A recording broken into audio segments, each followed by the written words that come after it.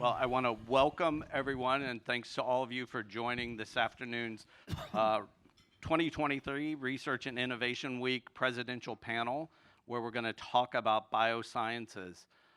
My name is Pat Limbach. I serve as the Vice President for Research at the University of Cincinnati, and it's my pleasure to introduce our moderator, Jay Shabria, who will introduce our panelists and lead us in this conversation. Jay. Pat, thanks a lot. First, I want to welcome everyone here, our audience on Zoom. If you folks watching at home or in your office in Zoom have a question, please put it in the chat, and we're going to try to get to them. We also want to make sure this is a dialogue with everyone here. So if you have questions, please, Tony's around here. He's got a microphone, and he's ready to ask questions, because I know your questions are going to be a lot more interesting than mine. And we have two guests here that are ready to go. They've got tons of information they want to share. So our first guest, look, I think everyone in this community knows Dr. Neville Pinto. He's done a fantastic job for the last several years here. He's had several ideas that are coming to fruition that we're starting to see. The ones that we're going to talk about today, most notably Digital Futures, which is now a huge building that we see when we drive down 71. When I come down from Columbus, I see it, and I'm so proud to be a part of it. So Dr. Pinto here. Thank you very much for joining us, Dr. Pinto. Glad to be here. Thank you. And, Mark Kvamme. I've known Mark Kvamme, we were talking, for about 25 years now.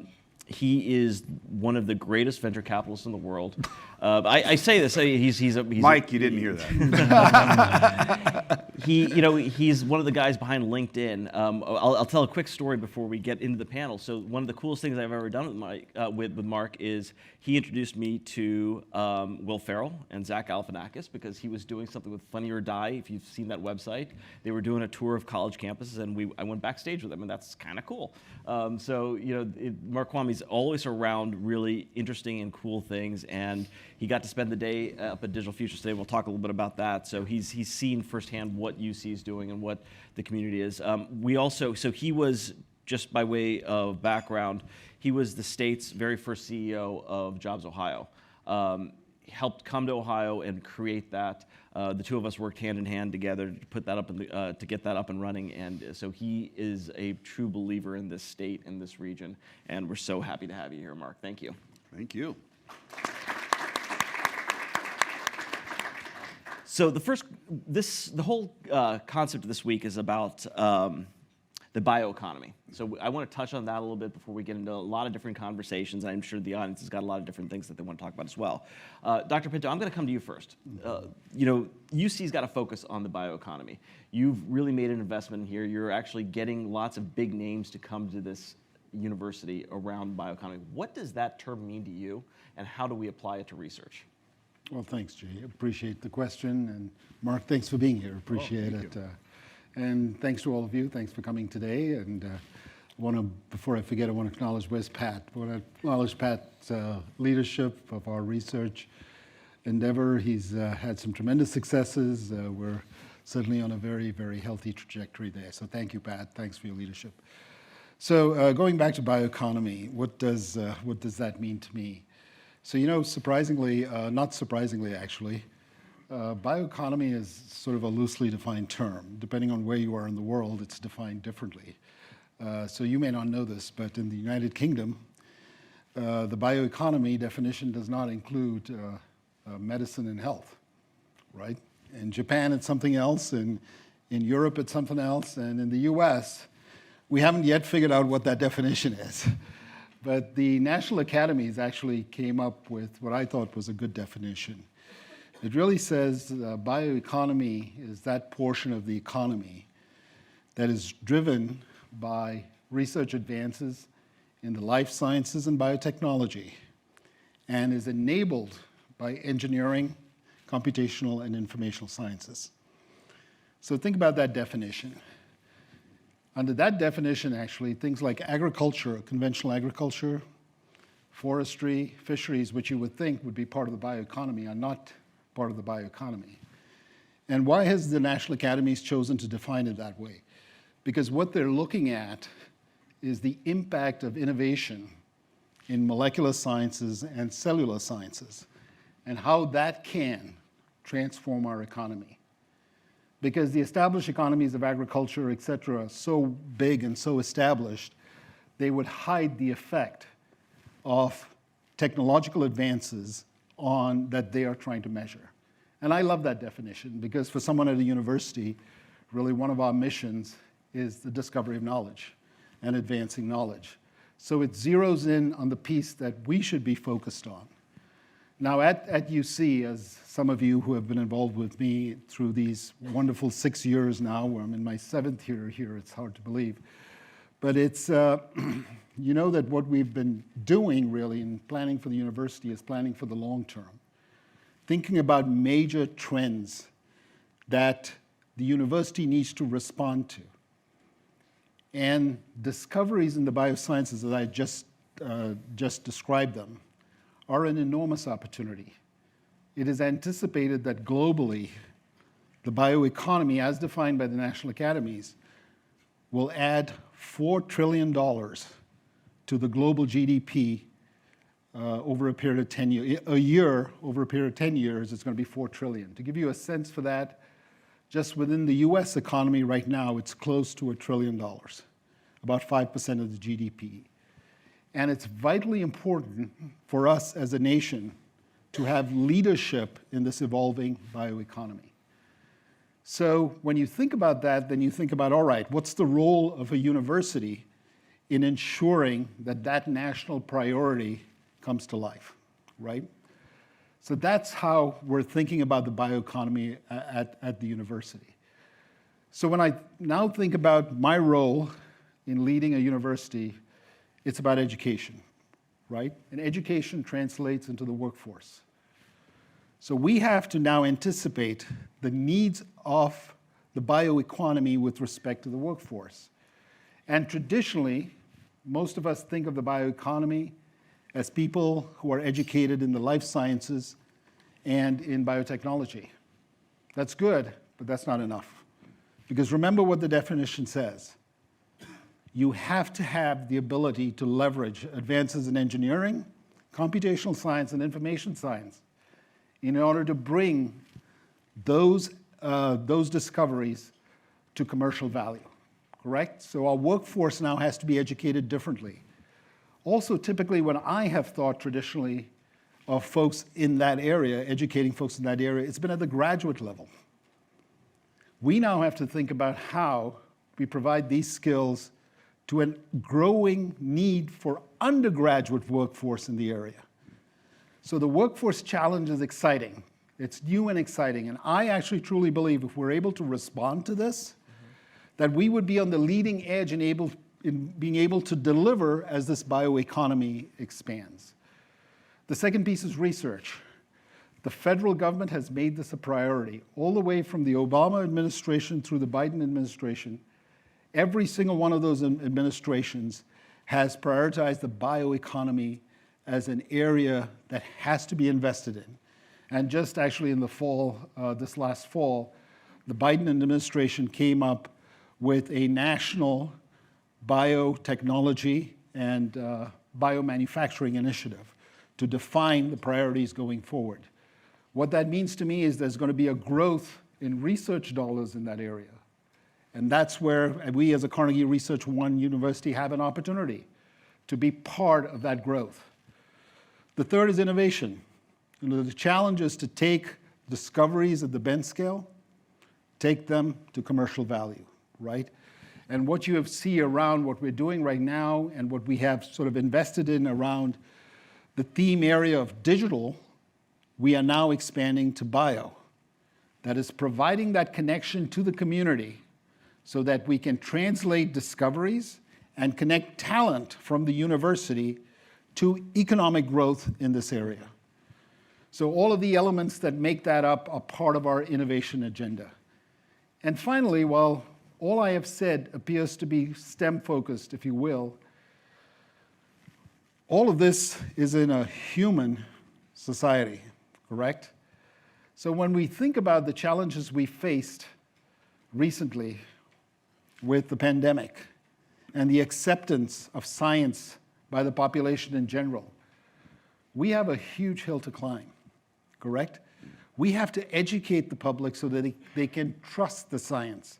And as we get into these areas of bio, we've got to think about the ethical issues involved, the legal issues involved, and the societal issues involved. They intersect with religious beliefs. All of these questions have to be addressed. And what better place to focus that type of thought than in universities and teach the next generation of citizens in that process. So to me, that is the opportunity for the university, and that's what I mean by bioscience, by the bioeconomy. You're talking a lot at the end of that answer about policy making and how it applies, and I think we should get into that a little bit later too, so that's super interesting. One of the other things that I thought was interesting there, Dr. Pinto, is that you started to actually define this, because when I was doing research on this, I got all these different definitions. I had, it's disparate. Mark, I was wondering, hearing what Dr. Pinto just said, and love for you to react, and you've looked at companies that are in this space. What are the opportunities from your perspective? Well, I mean, as Dr. Pinto said, the opportunities are boundless. I think we're in a phase of both technology discovery and bio discovery that is, we're going to look back 10, 15 years from now and go, oh my gosh, we are in, it was like, Alexander Graham Bell inventing the telephone. I think we have three things that are happening in combination. One is the true understanding of how the bio works, okay? And really getting down to the cellular level, the molecular level on multiple areas.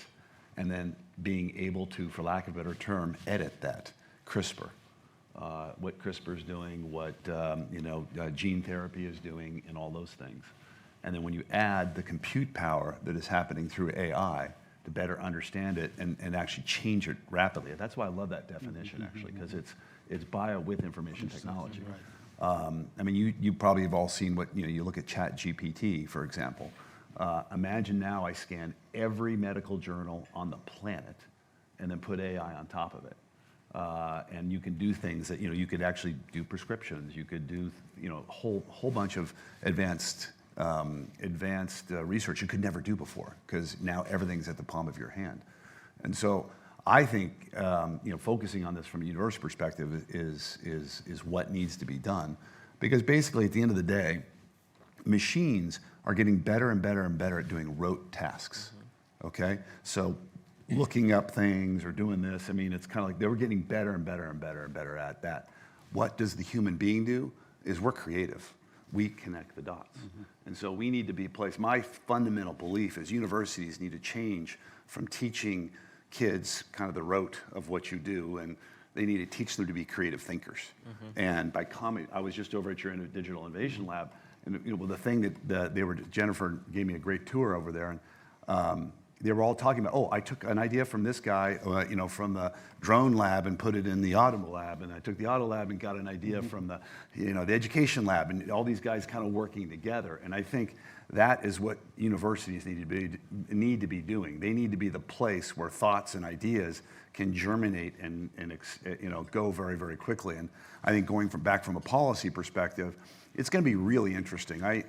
This is, maybe a little controversial, but I actually said this at a speech 4 or 5 years ago, and I said, I don't think my kids are going to go to college, my young kids. And what I meant by that was the college of today. Because I think the college of today is basically, when I went to college, you went to college, you got a degree, you went off into a profession, and a lot of those people worked that profession for 20, 30, 40 years, an accountant, a lawyer, a doctor, whatever it happened to be.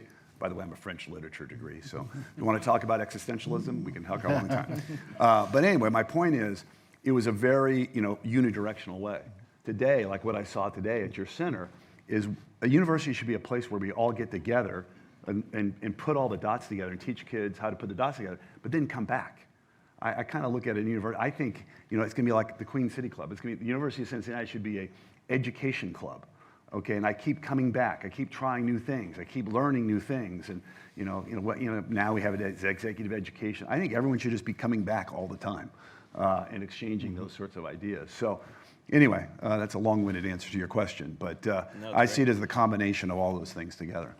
So let's talk about Kvamme for a second, Dr. Pinto. Yeah. Just kidding. I want to pull on this thread about policy just for a second. You mentioned it, Mark mentioned it too. Richard Harkin and I were talking about ChatGPT and what the implications are going to be around this, and that's how do you, as the president of the university, view that convening authority around policymaking around these innovations? What's your approach to that?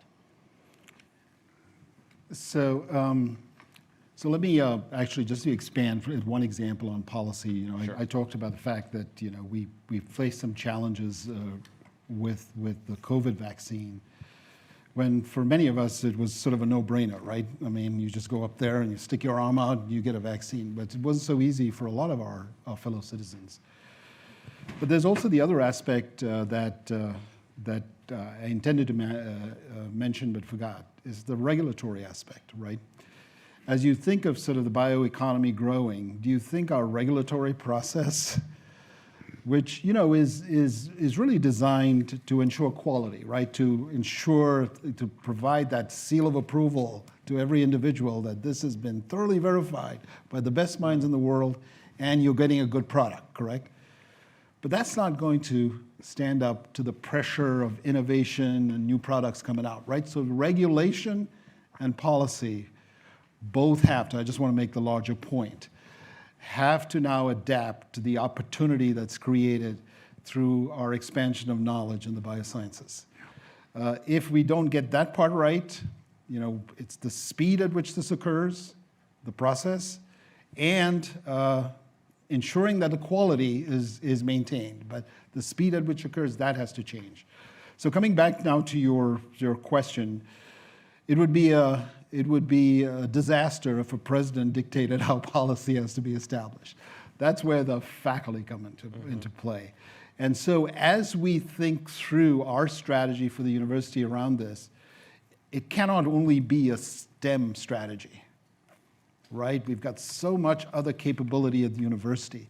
We have to connect the dots across the humanities and social sciences and make that connection to the folks who do the hard technical stuff, right?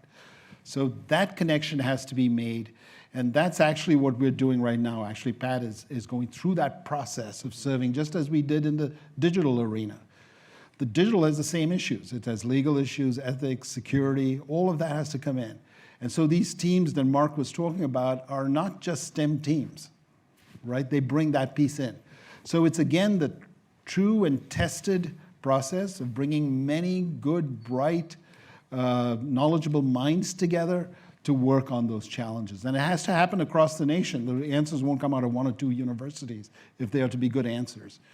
So it's that whole process that we have to now leverage for the challenges ahead.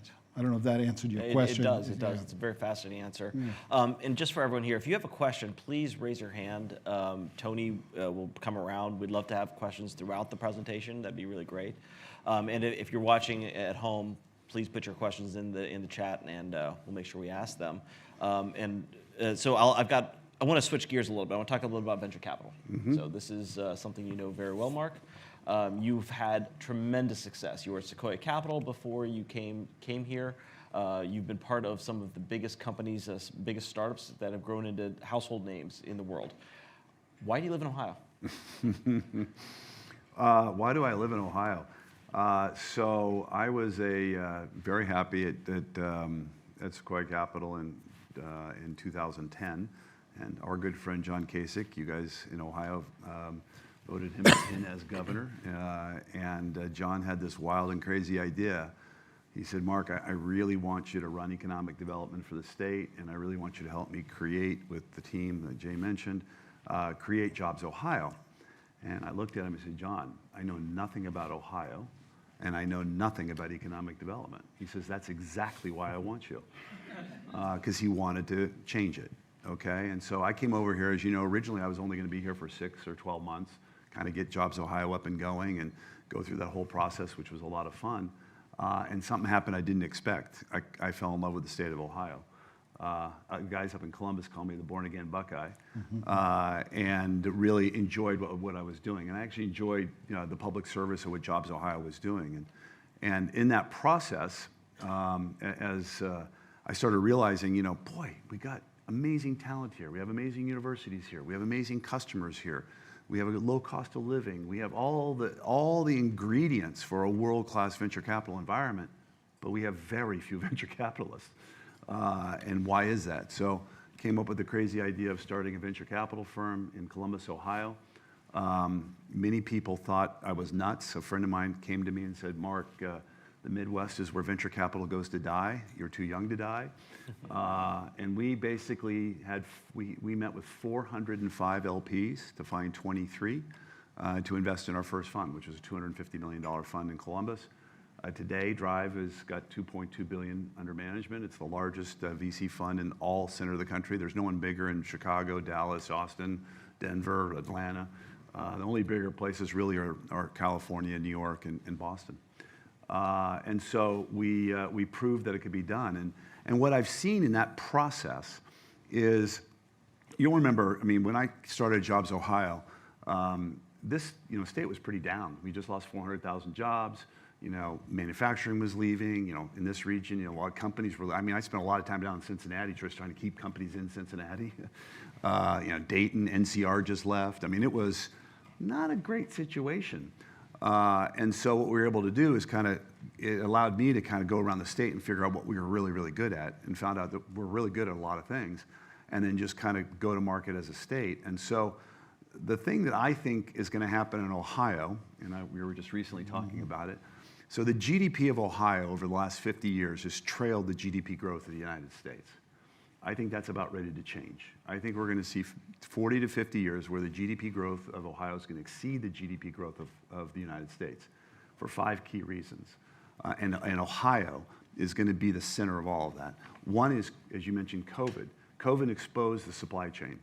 And so people realize that 90% of our chips are made in Asia. 80, 90% of our pharmaceuticals are made outside the United States.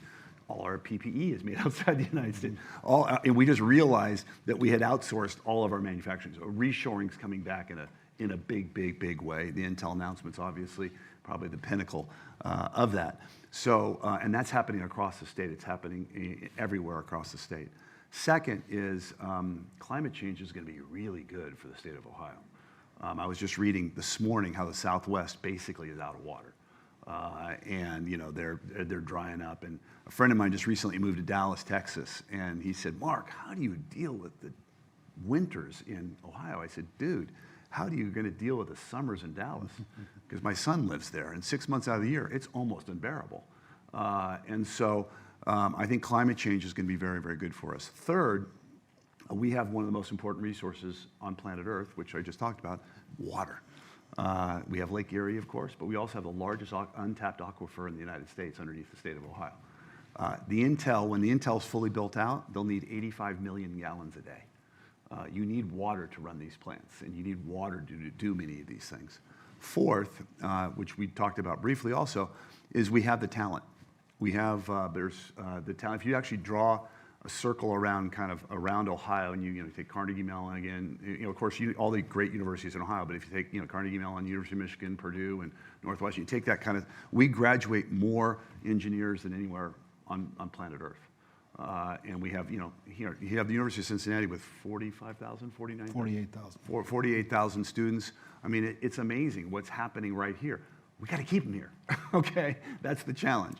And then last but not least, because Ohio was the industrial giant of the 1900s, and rooms like this were built in the early 1900s, we have the infrastructure. So we have the highways, we have the railroads, we have the bridges, we have the grid. Now some of it's aging that we know about, but it's much easier to fix what's existing than build something new. So when Intel built the plant in Scottsdale, they had to build the highways, they had to build the grid, they had to build the water plants, they had to build everything, okay? Whereas here we have everything in place. So if I look at those 5 pillars, I believe the future for Ohio is going to be great. And you're starting to see it, in Columbus. You're starting to see it in Cincinnati and Cleveland, and that's what's gets me up in the morning. I mean, I think it's easy to sell the state when you actually believe in it, and it's clear that you believe in it, and it's just an amazing thing to watch. Dr. Pinto, you see us at the tip of the spear at so much innovation in this region. What would you want Mark's colleagues to know about what we're doing here? So we've got first to get Mark to be a born-again bay cat.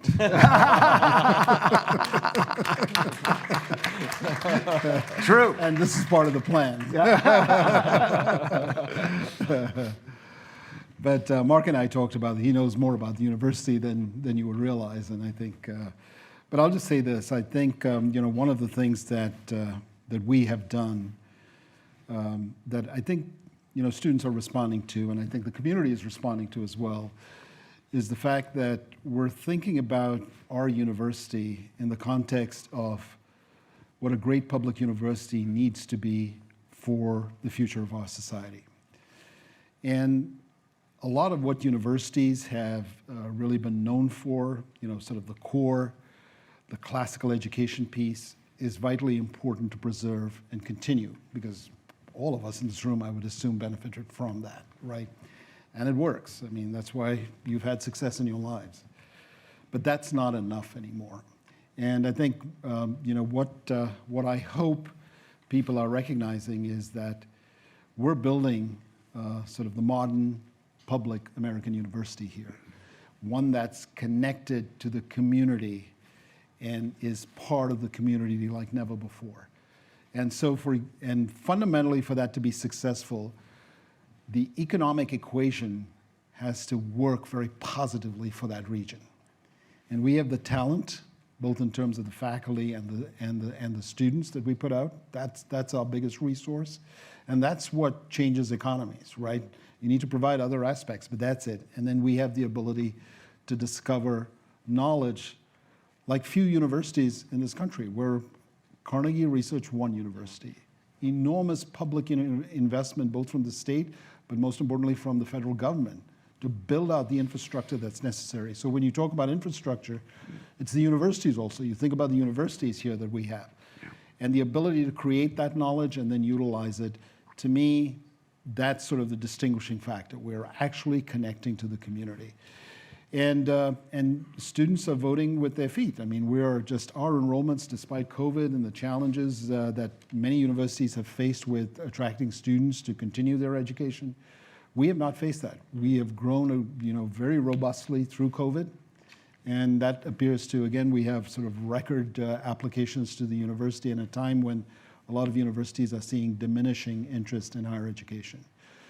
I would also say that one of the things, and I talked about this at lunch very briefly, is one of the things that distinguishes our educational process here is the connection to practice, traditionally known as co-op for some of our colleges, but that experiential learning piece, the understanding that the classical sort of teacher in the classroom is now complemented with the practitioner, creating an environment for the student that allows them to hit the ground running when they graduate and provides so much value to society so much more quickly.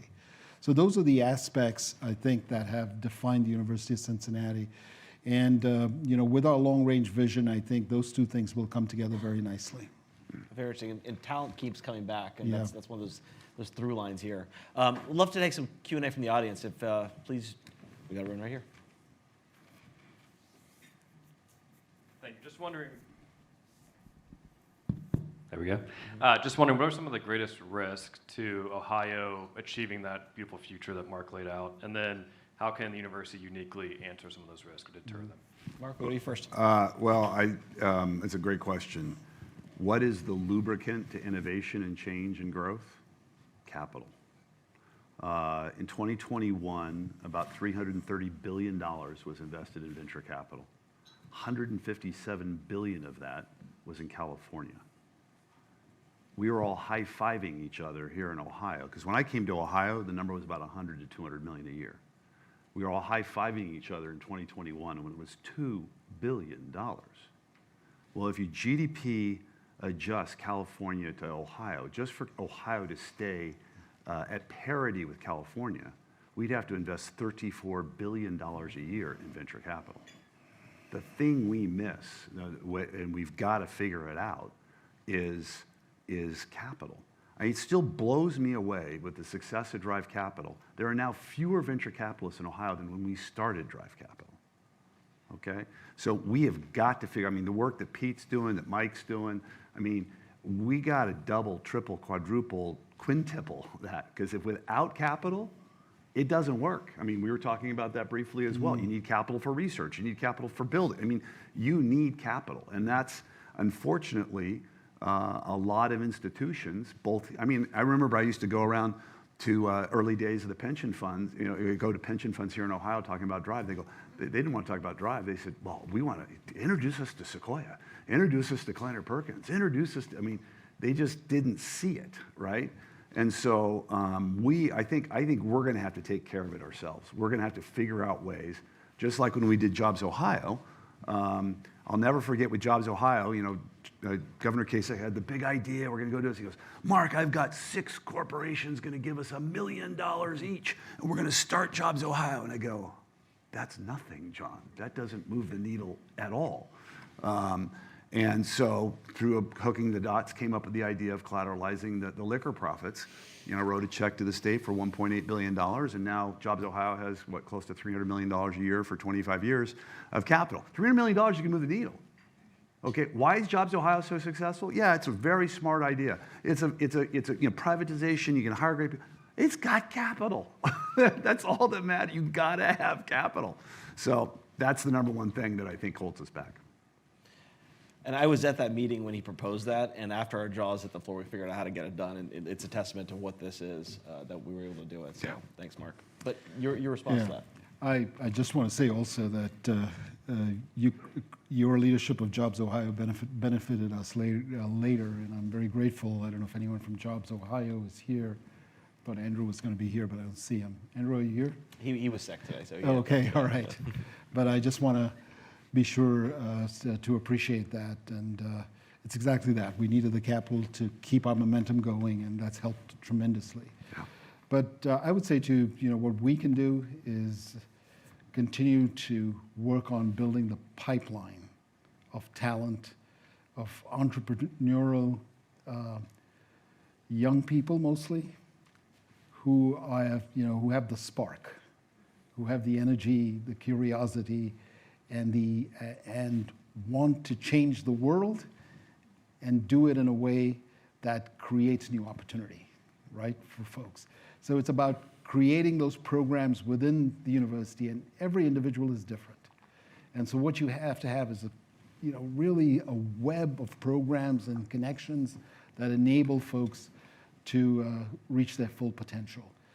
And we've got to attract, there's a narrative that, and for good reason, you brought up some of this, because we're sort of set in our ways at universities. We've got to sort of react to the times and to the desires of our students.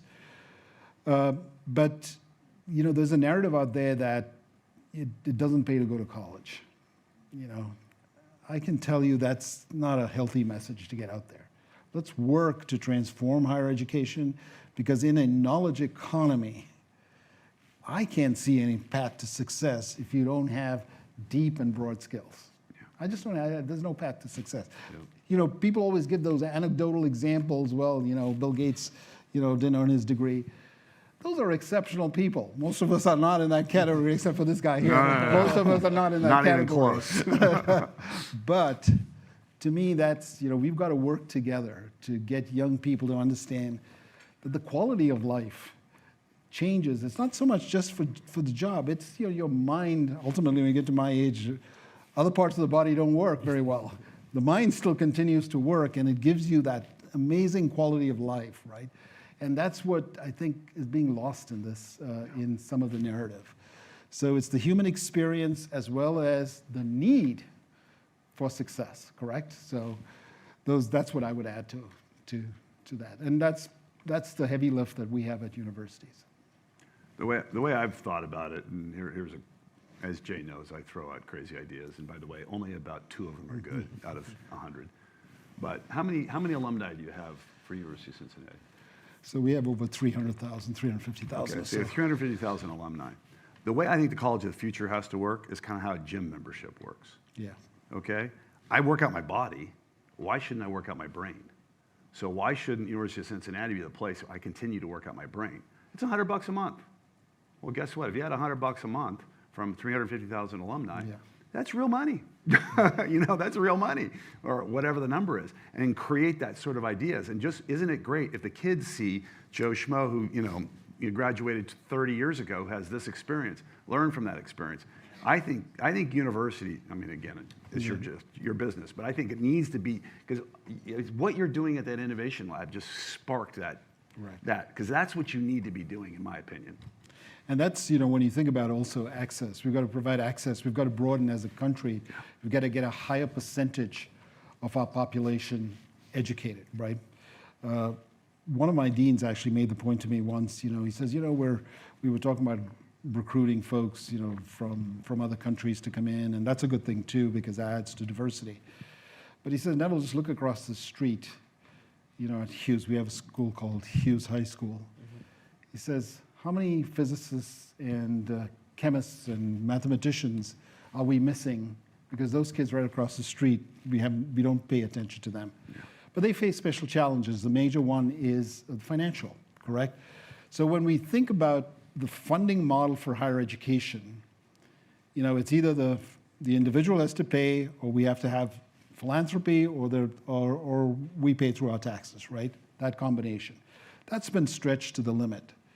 Universities have to find a funding model where folks who want to do things like that, correct, who want to continue to learn, are helping pay for those who can't afford it to go to school, right? So it's financially actually also an advantage to universities. So we are thinking along those lines, by the way. We want, that's the big opportunity for us still, is that well-educated market out there that wants to continue to learn. Fascinating. Tony, you got another question here? Hi, Rich Harknett from the University of Cincinnati. I head up our Ohio Cyber Range Institute as co-director, and it brings together our computing science, IT, and social science. I'm a political scientist by training. And I'm not going to ask you a cyber question, but a deeper one. And that is, if capital is the lubricant, then where are the friction points, right? And one of the friction points, it seems, or I want you to react to this, is going back to something that Neville said earlier, I would say is trust, right? So if the bioeconomy is going to take off at the level that we need it to, right, there's a basic level of trust in science. So you were alluding to COVID, right? We had a whole public health policy that assumed trust in the scientific method, right? If we got the vaccine done in the arm, we're done, right? And as it turned out, most people, last time they touched the scientific method was in their sophomore year in high school. And, that's the last time they did it, right? In Ohio, we have 78% of our adult population doesn't have a college degree. So that's a great opportunity, right, to expand that. But as you think through this innovation that the two of you have just brilliantly laid out, I wonder if you could just speak to that trust mechanism. Because how do you bring capital in? People are going to have to trust that it's actually going to work. But that trust goes through all of society, right? So do they trust us at the higher education level? Do they trust us at the government level? Just some reflections on that variable. So many thoughts are going through my brain right now. So I was in the room when we said no to Twitter at Sequoia, and I said to Mike Morris, I said, Mike, I agree with you. No way. Why would someone fund a company for 144 characters? That doesn't make any sense. Well, what happened was everyone became a broadcaster. And so I would say the trust isn't just about the scientific method. Guess what? Banks are implied trust institutions, and we just broke that trust 10 days ago. So trust goes through everything, okay? If we don't have trust, nothing works. Our streets don't work, nothing works, right? And so I think the key thing we have to do is really continue to test that whole process. And we're still getting used to what's happening in the social media, area. So people can throw out baloney and it can get viraled everywhere, right? And then people don't know what to trust anymore. So the way I look at it is it will be very interesting, because I think the other interesting thing is you're going to see with AI is AI can be biased as well, okay? It just depends on what you put in it, right? And so it's going to be very interesting to figure out how these new, both, social media systems, these compute systems, just this overall how we share data as a society is going to change. Because if you don't have that underlying trust, nothing works. And so it'll be very interesting to see how this thing evolves over the next 5 to 10 years. And I would be hoping that places like UC, educational institutions, can be the place where you can test all these ideas, you can talk about all these things, and then create that kind of environment for, they've kind of thought it all through, and this is what we came out with. So the way I look at it is, it's a bigger problem than just the COVID vaccine and trust in scientific method. It's everywhere. Mm-hmm. Dr. Pinto, it's an opportunity, but a challenging opportunity. Talk about that, please. It's a huge challenge. I think if we had the answer here, it would that would be wonderful. I just, my simple answer is education. Yeah. I think we're all individuals. We all want to make up our own minds. I think one of the mistakes, I reflected on it later because we're sort of used to this type of environment, where Dr. Fauci gets up there and he tells us what's good for the world. And, we believe in his credentials. We believe he's a director of the National Institute of Health, and he starts at that level for us, right? But not for everybody. And so things can be misinterpreted. And so I think it's education. I think it's hard work, but it's about educating citizens for the future. And I think getting more folks access to the types of privileges we had in college is going to be part of the answer, right? But I don't think we're going to get away from people making their own decisions in this country. I mean, that's fundamental to the character of this country. So it's a tough one. I don't have an answer to it, but education is sort of what I fall back on. Any other questions from the audience here? Okay. Michael Jones from the College of Business. Just want to thank you for this conversation. It seems that the odds of success of any one particular project in the bioeconomy is very low, and the time to commercialization maybe a decade or longer. So maybe this question is more for Mark. How do you make that case to these holders of capitals that they should be willing to invest in these types of projects?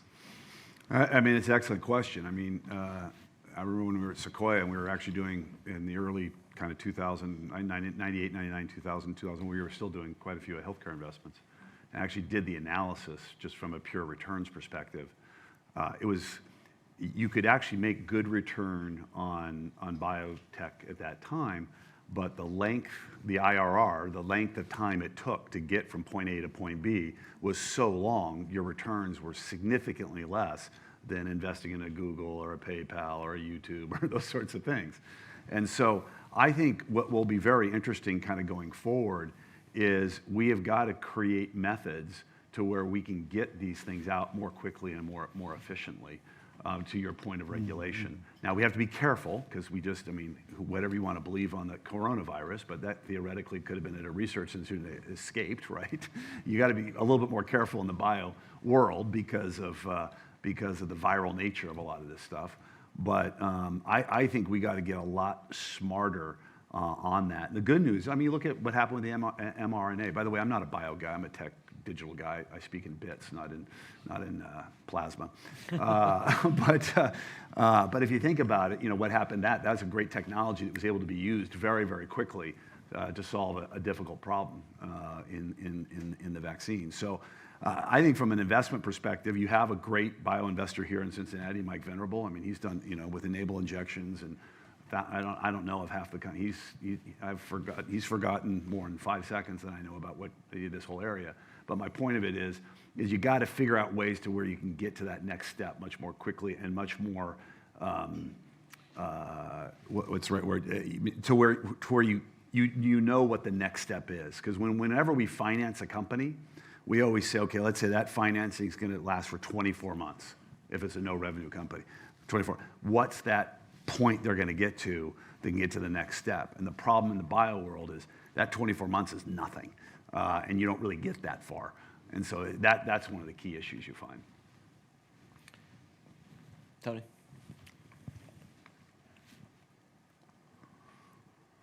First off, thanks to UC for this panel. It's fantastic.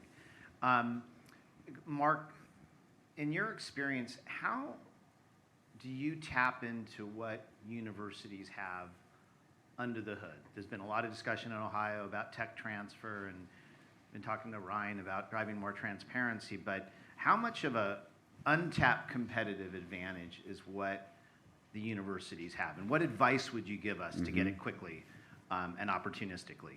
Speaking from representing entrepreneurs who are I don't know hungry if Dr. to Pinto is scale. going to like this advice. No, I won't. Okay. I would do what University of Waterloo did. Okay? What they said was, a researcher comes to my university, he or she, whatever they research, they own it all. We own nothing. And you can decide what to go do with it. Well, you know what happened? All the top researchers from around the world wanted to go to Waterloo.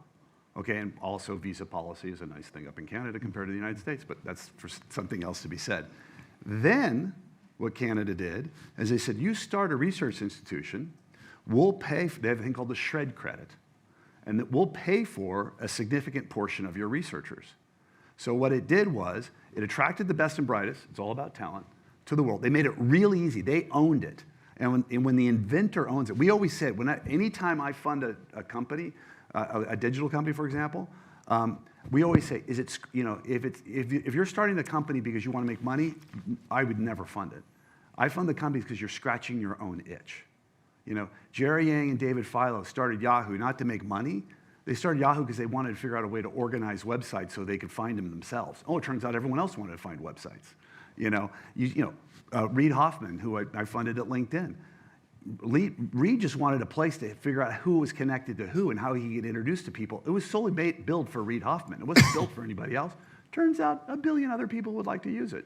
And so I think the key thing here is if you're an inventor of XYZ technology, and you are the most passionate person about that technology, and then what happens is, in my opinion, what happens for the university is, if you attract the best researchers, what happens? You get the most research dollars. And it becomes this very interesting, self-fulfilling prophecy, in my opinion. So if I was in that position, that's what I would do. I would, because at the end of the day, as Dr. Pinto said, it's about talent and attracting capital. If you attract the best talent, guess what? You attract the most capital. And anyway, that's my idea. Mm-hmm. Dr. Pinto, let's talk about research a little bit. So digital futures, that's something you've seen from its infancy, and now it's this big building out there. Talk about the genesis of digital futures and where you want it to go. So it's the plan was very similar to what I just described for our bio effort. The same sort of thinking. It's a cross-cutting, enabling sort of advancement that we need to get into because it's important to society. But to your question, where do we want it to go? For us, success would be when, we are truly connected to the economic engine of this region and this state. And what I mean by that is money starts flowing in, companies start being rooted in this area and creating jobs and opportunities for our students and creating that flywheel effect with increasing size of the flywheel and increasing momentum on the flywheel. So to me, that's the piece that we need to sort of have better connectivity across our community and to some extent facilitate, but some of it will occur organically. So again, bring the best people that you can. That starts to be the point of attraction. Make sure that they are being very productive and creative, support that, and then make the connections to the various groups that can then facilitate that moving to be that into the economy locally. So to me, that's where I would like it to go. So we have, and Pat will correct me, I think 24 really high-level interdisciplinary groups working on, I think they come from like 7 colleges and I don't know how many departments, I've lost track. Mm-hmm. But you see the width and then the depth of the talent that's available. Only universities can actually bring that all together in the way we do. So that's the asset that we have, right? Now it's up to us to make the connections to the community. And we've had some successes on that. But making those connections is vitally important. And there are so many things like, the work that Pete does and Mike does, and there's others in the city, Ready, for example. So there are groups that are working with us to make those necessary connections. And then we're hoping that, folks who are interested in the world that Mark works in will start to think about this as a business opportunity. So, Mark, you got a chance to visit Digital Future. So Yeah. you saw some of the teams working, the collaboration that's going on. I'd love to hear your impression of what you saw and how real is it for the world in which you come from? Well, I think it's very real. I mean, what I really enjoyed there is, as Jennifer was taking us through, and I thought to myself, wow, this is one of the most, maybe it's because you're a co-op program. It really felt like it was applied technology, applied things versus some crazy idea on the left that some researcher had. And there's a place for that. I'm not, but from my perspective, I'll go to most labs and I'll go, no market, no market, no market, no market, no market. No market, no market. Whereas there, I saw probably 4 or 5 things in a very short period of time. Boy, big market, ooh, that could work. Well, I don't know about that one. Well, that's a big market. It was a very different environment. And I think part of it's that interdisciplinary, I can't talk, but that whole program, bringing all these different folks together and listening to the folks talk about their ability to work with multiple different capabilities, I thought was really exciting. And then they were thinking, Renee, for example, the education professor, she was amazing because she was thinking about her market. She was inventing some very cool stuff, but she was thinking about the application and how it could really help people and make money, whereas that doesn't always happen. So I was very encouraged by it. Yeah, it's something that definitely sets UC apart from my experience in academia. Absolutely. And that's by design. Yeah. So we do have the basic, those are important too. I don't want to minimize that. Yeah. Because that's built, this is have to do built on that. that foundation, right? That's the hard work that doesn't get a lot of visibility. But this was by design to connect to, what's the term you use, Pat? Use-inspired, Yep. right? So it's by design. So I'm glad it came out. Oh, when you no, visited, I mean, yeah. Pat and Jennifer did a great job. right. And I even got motion sickness in the car simulator, but other than that, that's how real it was. So we're coming to the end of the hour, and I want to thank everyone for coming out here. I want to end on something a little bit of a different concept here, and that's just risk-taking in general. And I want to talk about this a little bit because Mark comes from a world of venture capital, but he's also a race car driver. So if you go on Wikipedia, you're going to see all the races he's been in around the world. He's a famous venture capitalist, but he's actually probably more famous for being a race car driver. That's where he'll sign more autographs. So it's pretty amazing. But Dr. Pinto, I'm going to come to you first. Universities, academia, risk-taking, it's not something that is a normal thing that we think about. They're not like, usually in the same sentence. How do you think about risk-taking as it applies to research and the University of Cincinnati? It's the fun of life. You take risks, otherwise life's pretty dull. But I'll answer that on a serious note. Certainly, it's very important. I think if you're to be an effective leader, you have to take risks. There's no way around it. But more importantly, again, going back to why we exist for to educate the next generation. So important to remember as we think of sort of the classical model and building from it. One of the elements that we've never taught classically is risk-taking and what it means, correct? This touches on what you were talking about earlier, about this, how we need to think about education. We need to think about sort of additional learning outcomes beyond those that we've traditionally been educated for. And part of it is certainly we want people to be creative and innovative in the way they work.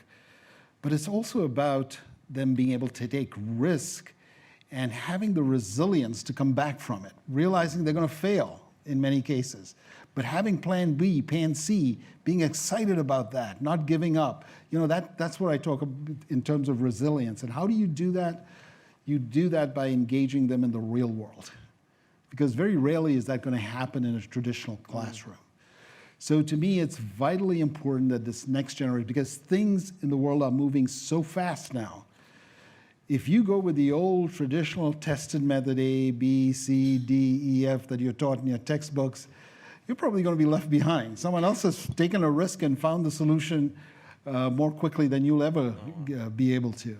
So we have to teach that skill, and it's teachable, by the way. That's sort of what's called innovation, being innovative. And it's a teachable skill, and we've got to teach it generally across all our disciplines. So it has to be part of our educational process. Mark, I'd love for you to react to what Dr. Pinto said, Yep. but also, you are one of the biggest risk takers I've ever met. If you look at his X-ray of his face, you'll know the downside of that risk. But you've also succeeded many times. Yeah. How does that work in your life, both as a race car driver and as a venture capitalist? Well, I think Dr. Pinto said something really good. I think universities need to teach creative problem solving. Because take risk, but I could take the risk of jumping out this window 7 stories and maybe hit a mattress and I'll be okay. Is that risk worth the reward? I don't think so. I don't think that's really I'm solving a problem there, right? And so what you got to do is I think the great folks are really creative problem solvers. A problem is thrown at, hey, like last Friday, our bank went out of business. We had $680 million in the bank, and we had about 32 companies couldn't make payroll. We had to solve the problem over the weekend. Thank goodness for Fifth Third and Huntington Bank. We solved the problem. So you got to move. You got to figure things out. The second thing I would say, and I agree with you as well, is I think the educational institution is a great place to do that. I mean, think about it. One of the great entrepreneurs of the world was Steve Jobs. Well, Steve Jobs' core belief was art and science needed to come together. And why we have the Macintosh is because he took a calligraphy class. And he couldn't stand the fact that we had these dot matrix patterns for characters on a computer. He says, why can't it be beautiful like calligraphy? Okay, that's how the Macintosh happened. So in an educational institution, if you teach creative problem solving, you treat multiple disciplines coming together, then you'll be able to solve those problems in, I think, unique ways. And I got folks I don't know if you read about this, but ChatGPT and other things, OpenAI. I mean, 80% of jobs that exist today, the way they exist today, are going away. So, your accountants, your, legal assistants, you go through the economy, a ton of them are going away. So if we don't teach creative problem solving, we got a problem, okay? We're gonna have a lot of out-of-work people. So I'll give you one last thing. Why do I love to race cars? I'd like to hear it. Okay. Racing came to me late. I raced motorcycles as a kid, but really came to me after, I actually did a TED Talk on this, so if you want to see the TED Talk, you can hear the whole TED Talk. My whole thing is, addressing your fear, and when you have your fear, you fear everything and rise. So you just got to go through it. So what I love about racing is it's in a set environment, okay? And then I'm making calculated risks at every single corner, okay? And then I take my machine, so I have engineering, I have the creative risk, and then I have anything that can happen will happen. And that's the world. So what that means is, I don't know if you watched, there was a big race this weekend down at Sebring, the Sebring 12-hour. 3 cars were in the lead, okay? And it was like, it was like 10 minutes before the end of the race. 3 cars in the lead, multi-million dollar cars. Up 2 Porsches and it was an Acura. They're in the lead. Someone bumps the car in the back. He goes on the grass and takes out all 3 of them. So the guy who was in 4th place, way back in 4th place, won the race. That's what happens in a market.